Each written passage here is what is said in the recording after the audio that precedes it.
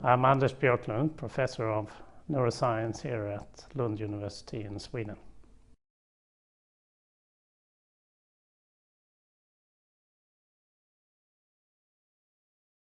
Why did you become a scientist?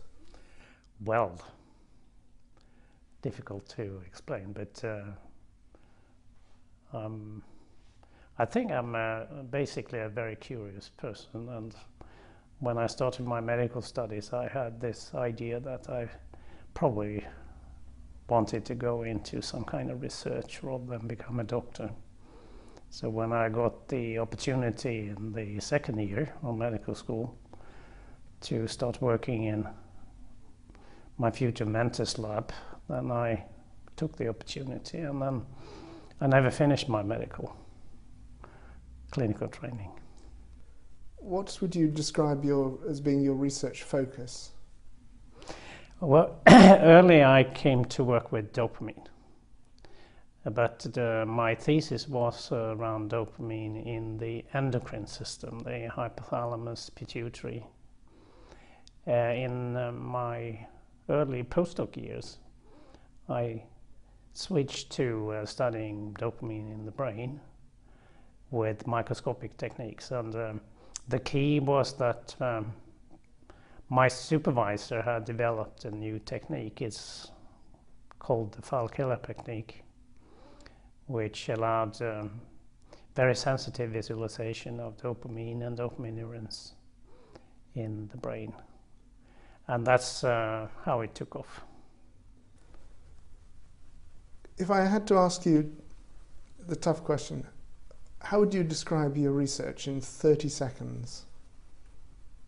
I'm very interested in how to repair the brain, how to make a damaged brain or a dysfunctional part of the brain recover its function. That's better than 30 seconds, by quite a way. Why is your research important? Oh, I hope it is, but it's I think it's important only in the wider context. That's how research works. Research is a collective enterprise, and what one best can hope for is to contribute to that enterprise. And I think Parkinson's research today is in a very dynamic and interesting phase of development, and it's really great to be part of that. In your lifetime, what will Parkinson's research accomplish? Well, in my lifetime it depends on an optimist would say that sure, I'll live to see cell transplantation become a reality and stem cell derived therapies become developed to the point when it can be properly tested in also patients. Okay, the toughest question of all. What is a cure for Parkinson's? I think everybody knows that it's a matter of getting at the disease process and intervening reasonably early to stop to intervene. And that's my research on the pathophysiology, that's the pathogenetic mechanisms of Parkinson's, is very important and also very interesting.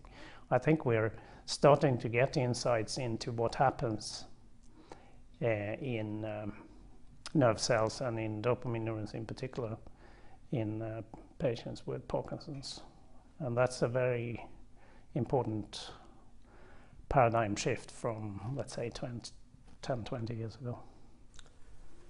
If you were a PhD student starting out your research again, sort of wind the clock back, what would you do differently? I'm not sure I would do anything differently, actually. But you can't really reverse the progress of knowledge. You know, you can't imagine yourself 20 years ago with the knowledge we have today. So that would be false pretense, I think. I think that rather I would advise young students to enter into this field of disease-related research. It's something that's become much more rewarding and productive in the recent period with the new technology and methodology and insights that's been derived. And the interaction between basic research and clinical reality is now becoming much more productive to work with as a scientist. If you had a message for patients, people with Parkinson's, what would it be? Well, to take an active interest in research and keep a close eye.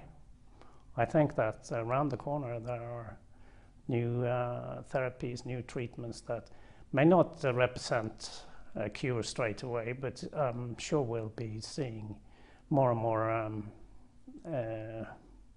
effective treatments and treatments that will have also broader impact on the various symptoms of the disease. I think also the insights into the subtypes of Parkinson's will be important. We're in the future will not be looking at Parkinson's disease as just one thing. It will be a family of related both causes and also phenotypes, as it's called. From your own research, if you once eventually you decide to retire, which I hope will be many years from now, yeah. What are you going to look back on as saying, as thinking that was the best thing I ever did, research-wise? Well, it's difficult to get away from the fact that the most important achievement I've been involved in is to move cell transplantation into the focus of research. When we started this in the 70s, it was looked upon as a rather meaningless idea, which would be hopeless from the beginning. And this gave us a situation where we, for a few years, were more or less alone in doing this kind of research.